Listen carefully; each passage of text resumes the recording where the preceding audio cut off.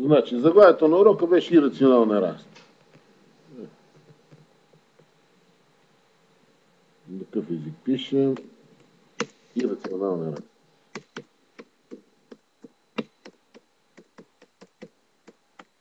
И веднага определението ще го напиша в заглавието.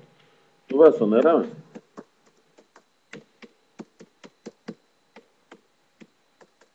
съдържащи неизвестното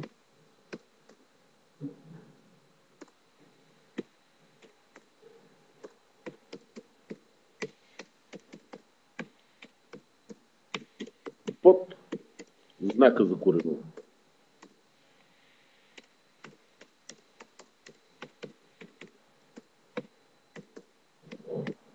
Темата, която разглеждаме, не участва в матурата. Това е тематика само за кандидатството. И тези, които учат профилирана математика. За жалост ние не сме, понеже е част по ЗИП. Пример за такова неравенство. Може да вземем неравенството втори корен от 3 минус хикс по-голям от 5. Може да бъде неравенство трети корен от 6 минус хикс по-малко от 2 хикс. Или пък неравенство, да речеме, втори корен от 3 минус хикс по-голямо от 5. Или неравенството трети корен от 7 върху хикс по-голямо или равно на втори корен от 5. От тези 4 примера, някои са ирационални неравенства, някои не са. Кои не са?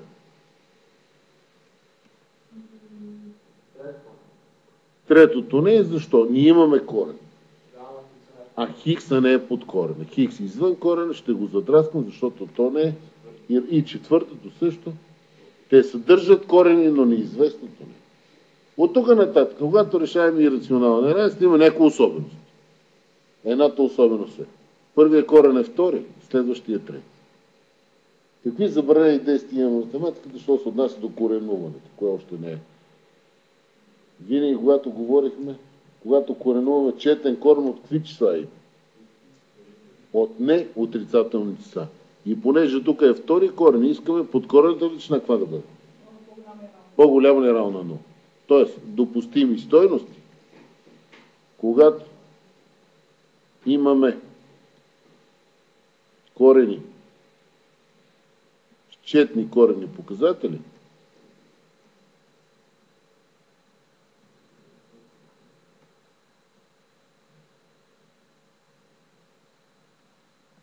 искаме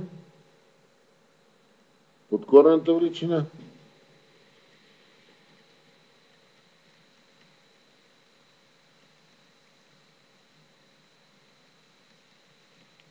да е по-голямо или равно на 0.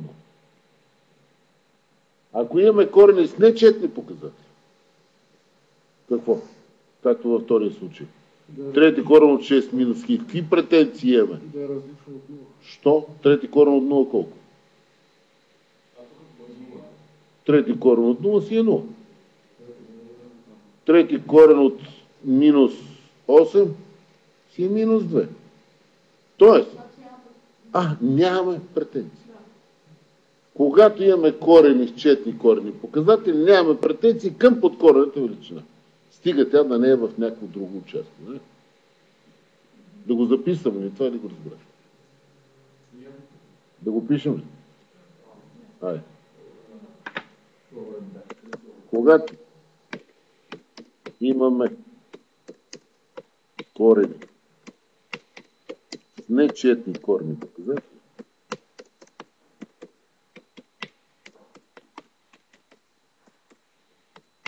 нямаме претенции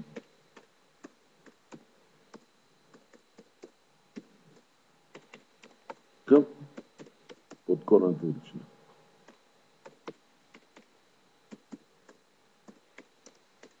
Или подкорени израз величина.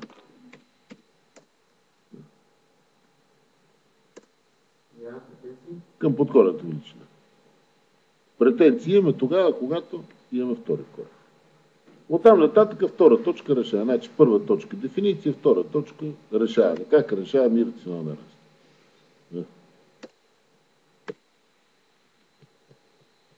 Решава.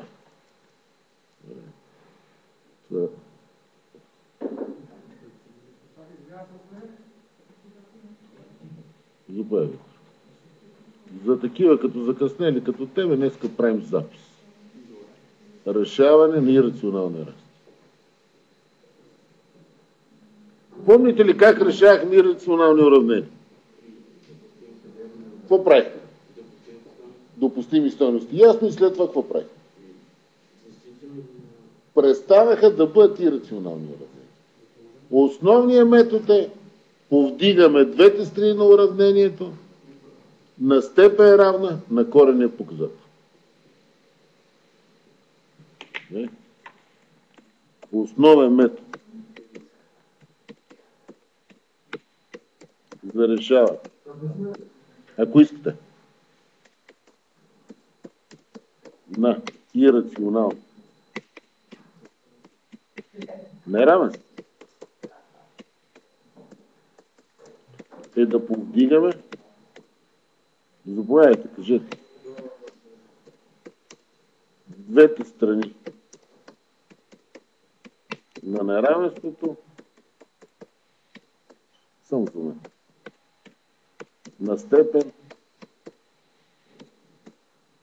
равна на коренния показател. Кажете, господин Мачев, какво може да бъде полезно? Не. На мен ли нещо?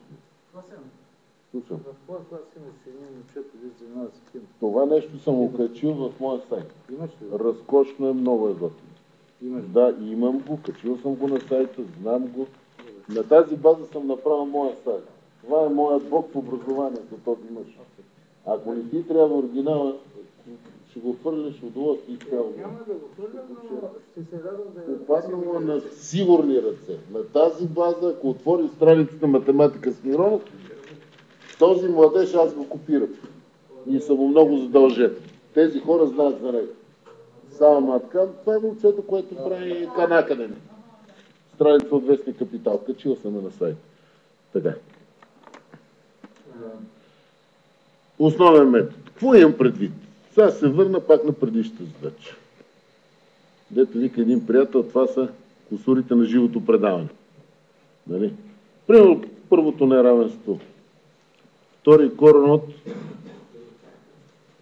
3х минус 5. 3 минус х по-голямо от 5.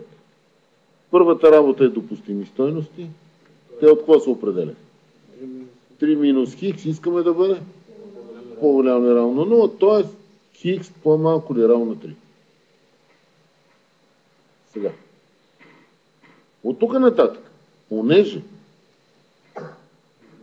лявата страна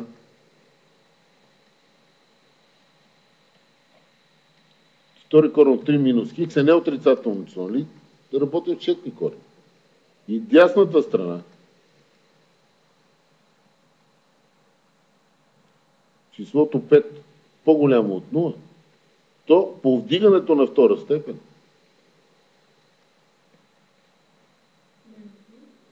не е то е необходимо. Повдигането на втора степен е еквивалентно преобразование.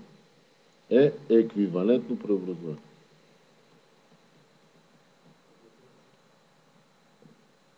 Не поражда проблем. Коректно и възможно. Тоест, нещата стават лесно. Втори корен от 3 минус х на втора, по-голямо от 5 на втора. От тук получавате 3 минус х по-голямо от 25, или какво ще стане? Минус х по-голямо от 28, откъдето следва, че х е по-малко от минус 28.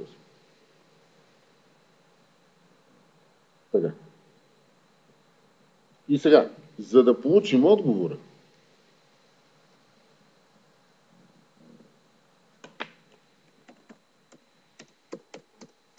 получим крайния резултат,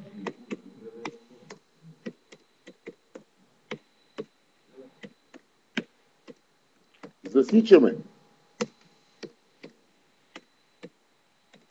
интервали от допустимите стойности от уговорките и от получения интервал. В случая, какво има да засичам? В случая, значи интервал с какво съм работил? До тук съм работил с... Опа! Не му казах какво да прави той. До тук какво сме получили? По допустими стойности хикс по-малко е равно на 3. Числото 3, рисувам интервал 3 наляво. И хикс по-малко от минус 28, не. А с обла минус 28. Някакви други оговорки прави ли са? Хикс пранжина интервал от минус безкрайност до минус 28. Обло. Тоест не се съдържа. Ето и решението на това неразно.